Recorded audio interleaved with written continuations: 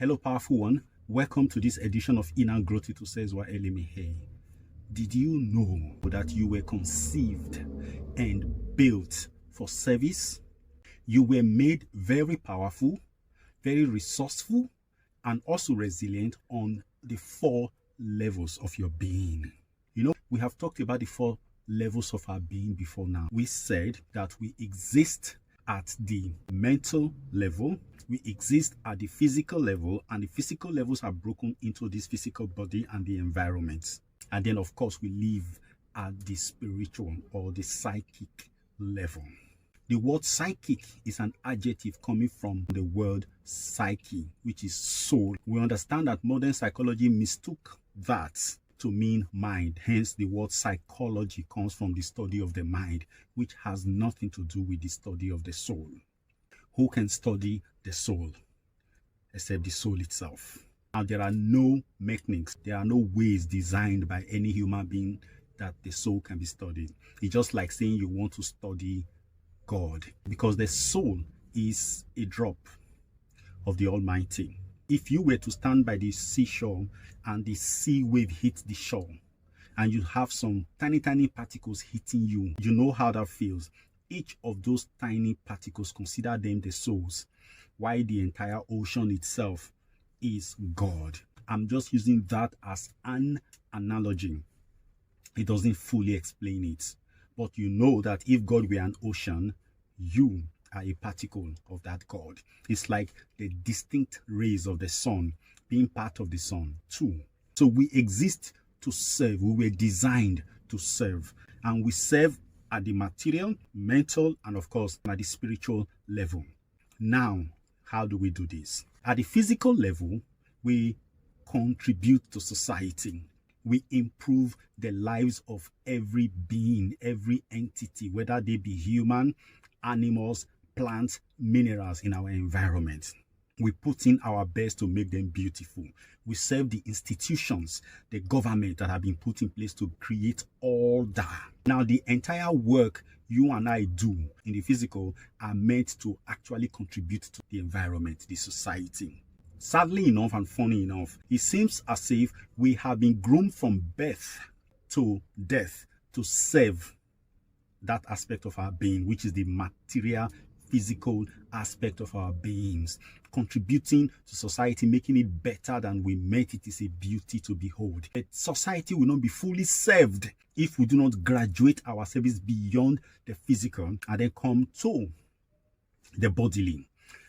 The body is part of the physical. We remember that. Yes, good. Because everybody is a part of the environment. Now, in serving at the body level, we concentrate on making ourselves healthy, making ourselves beautiful, making ourselves fit at that level of being. So here we give ourselves the best food, the best nourishment, and also encourage the best attitude, the best feelings, the best emotions, so that we do not get this body entangled in things that are unhealthy. So the good food we eat is part of it. The exercises we do is part of giving this body the goodness. Now, there is a pitfall to serving this body exclusively. In the service of the environment, there is a pitfall, which is committing totally, completely, exclusively to that aspect of our being, thinking that that is all we are there for. When we commit to work at the expense of our families, at the expense of our health, at the expense of our spiritual quest, at the expense of our material advancement, then we become retarded. Now we know that because of the nature of information required to face a particular service, a particular line of service, if we exclusively devote our attention to serving in that area alone, what we do over time is to realize that we actually do not know anything apart from our works. Yank us out of our work, we become a fish out of the water. Imagine you are a lawyer. All your life, you have devoted your attention to the legal business exclusively. When they take you out of that business into other areas of life, you will find that you are a total ignoramus. In the same way, if you commit exclusively to a particular line of thought, a line of life, you will discover that you lose out in other areas. For example, family. You cannot hazard the good of your family for work. There is nothing that should be sacrificed for work. work should be done in addition to other aspects of your life, because you are a holistic being. You are not partitive by nature. You are an all-rounder. The pitfall for the body is when you live to give to the body that which it requires for its fruitful continuation.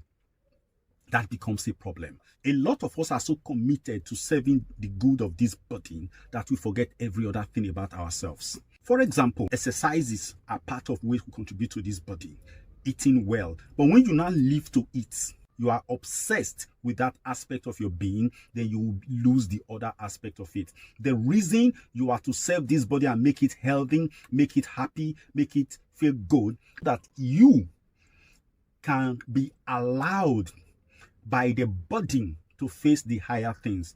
But when the body takes you prisoner by making you only hunger and desire for the things that please it, then you are a prisoner. Now, the seduction of serving the body wholly at the expense of other aspects of our being is very strong, because the body has some powerful soldiers, seducers that it uses, which are the five senses. But the human being must learn to free itself from the indulgences that will lead to exclusive commitment to serving the body. It is not enough to serve the body.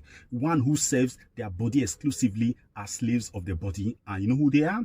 They are animals. They are just beasts. The body is the beastly member of the human system. The environment is the social machinistic member of the human system. Then the next level of our service is the mind. Now you ask, how do we serve at the level of mind? Is by acquiring skills, which will help us to serve the physical environment better, which will help us to serve the body better. The more skills a human being acquires, the more useful that person is to the human system. But that is not all. Acquiring skills with intent to work, to earn a living for a career, is what binds you to the physical space and makes you a slave of society. Acquiring skills to be able to serve this body exclusively is also what binds you to the body and makes you a slave of the body. How many people do you really see that extend beyond these levels? Everything about them is, how do we make benefit? How do these things connect to naira and carbon? How do these things connect to me feeling healthy? How does this give me food? Now, this thing I go chop, that is the language you really hear people saying. Everything that they do must lead to benefit in forms of money, in forms of physical pleasure. Nothing more than that. But it's more. In the level of the mind, at the highest level of mind, is to ensure that the baser pool of humanity does not succeed against the human being. We serve at the mental level by watching out for the five senses, by being able to control the senses and ensuring that one directs the senses to the higher pool of life, not at the lower and the baser level of it. If you serve at the baser level, you're talking about money, talking about food, talking about sex, talking about housing. These are all the basic levels of life. Now, to take it more than that is to make you a superhuman, is to say there is something much more important, which is the capacity to control your feelings, the capacity to control your emotions, the capacity to stay above the fraying, to stay above the problems of life, to rise above sicknesses, to rise above anger, to rise above the puny temptations of life. That is what we need to do. And how do we do that? Is to get the best of us, to make use of the higher resources of the human being in memory and identity for the betterment of humanity. Now, this takes us to the highest level of our service, which is the level of the soul, which is another word for spirit. I have said it several times on this channel, that soul is a spirit that is having an earth experience. That's what it is. So what it means, that soul is a spirit that is cased in gross material form. It is not different from the angels. It's not different from the gods. It's not different from the demigods. Okay? It's not different from the Almighty. It's one. But the only difference is that they have been cocooned, restricted by the physical form. That's all. But now, at this point in time, when you are serving at the level of the mind, You are simply saying that you are not the environment, you are not your culture, you are not your society, but you are an aspect of your society that should be a boon, a blessing to the society. When you serve at the body level, you say, okay, I am not this body, but I am to deliver service to this body so that this body can be whole and hearty. Then it can give me the space to ascend to the higher level. Because again, if you don't serve the society effectively, you won't have the liberty to serve your physical body, because it is by serving society you get money. It is by serving society that you get liberation, that you get the freedom and liberty to pursue the things that are permanently private to you. When you serve society well, you are permitted to marry and you are free to raise children in an environment of peace, because there will be no trouble. Landlord will not come knocking at your door say you have not paid me, because you have served that human being through society by working enough, earning enough to pay your rent. There are so many things you understand about serving the environment, which is the society. Now, at the spirit level, as the soul level, you are aware of one thing, that you are not the mind, you are higher than the mind, but you need to control the actions of the mind, not by directly going to carry the mind and controlling it, no, by controlling the content of the mind. Here is where you take the resources of memory, the resources of identity, and you control them in such a manner that it elevates mind beyond its lower reaches to its highest reaches, by giving mind the understanding that there is something much higher about life to aspire for. When you are at this level, you save the mind from the pitfalls of ego and from the pitfalls of the intellect. The intellect will go to any length to acquire knowledge for the sake of it, to acquire skills for the sake of it. The fulfillment of the functions of the intellect is the boisterousness of the ego. The ego takes advantage of whatever intellect has succeeded at and begin to build fences and begin to build a station around them. But your duty at this point of serving at the level of the soul is to prevent mind from settling. So you show the mind that there is still something much higher for the human being to aspire to, which is the highest element that is contained in identity, which all of us, even mind, has forgotten. It's not as if mind has forgotten. Mind can't remember it because it cannot grasp it. It is the spiritual, the sublime aspect of our being, which is beyond the grasping of mind. It is the God relationship, the God connection that we have. Mind does not know God. Mind cannot know God. Yet, because it is we that have had that experience is stored in identity, which is the highest identity. And what are we supposed to do? At the level of the soul, we must avoid the pitfall, which is surrendering to the baser members of the human system, which is surrendering to the mind with ego and the intellect.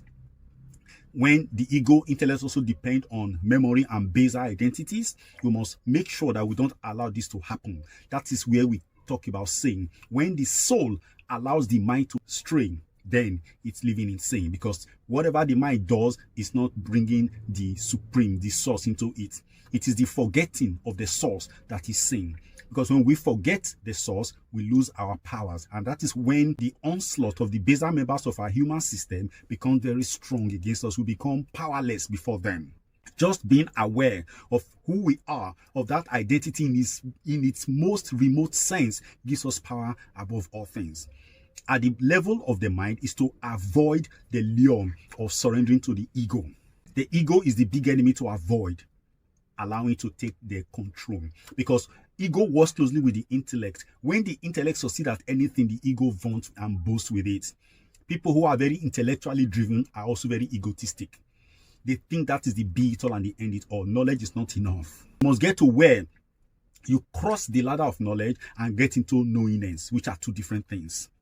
Then, at the level of the bodies, to avoid indulgence. You were not brought into this world to eat, to have sex, to drink, to live in luxury. Those are just material basics of your entity. You are to rise above them. Whether you have them or you don't have them, you are to rise above them. And you are not to become a myrmidon, a servant of the society, to become an agent of the beast. You are to serve society. In all of these things, when we obey the service commitments in these areas, what do? We make the human experience far better. both in our system, in our physical body, in our mental level, in our spaces, and of course in the environment that we serve. We become superhumans that are the resource base of the human system. This is how to become a blessing. You are a blessing cocooned by layers and layers of dirt, but you can overcome it if you commit to that growth, to that service. Without service, there is no humanity. Don't serve only because you want to make material gains, which means you are tying yourself to the physical body and the environment. That is too low. Serve because you want to advance the human cause, and to advance the human cause, you must advance your own cause. You are more important. When you advance, you will pull all human beings towards advancement too. Commit to self-advancement, to self-development. What is this self-advancement? It is taking away the layers and layers of coverings that are over you. This is where I will say to you, put the question out there. Who am I? What am I? What am I here for? What should I be doing? What is my purpose? Ask this question with commitment till it brings tears to your eyes. When you read scriptures, read it with intent to polish yourself. It is that hunger that moves the divine to start helping you to tear out all these layers by layers. The powers are within you. The powers within you are infinite because they connect you to the source, and who is greater than the source. So make use of that power. Grow with that power on a daily basis. The beginning of it is controlling your mood, controlling your emotions, controlling your mental environment. Control these thoughts, control these feelings, and then you'll be on your way there. I wish you the best, the very best you can ever attain through the Christ power that works overhead. Thank you.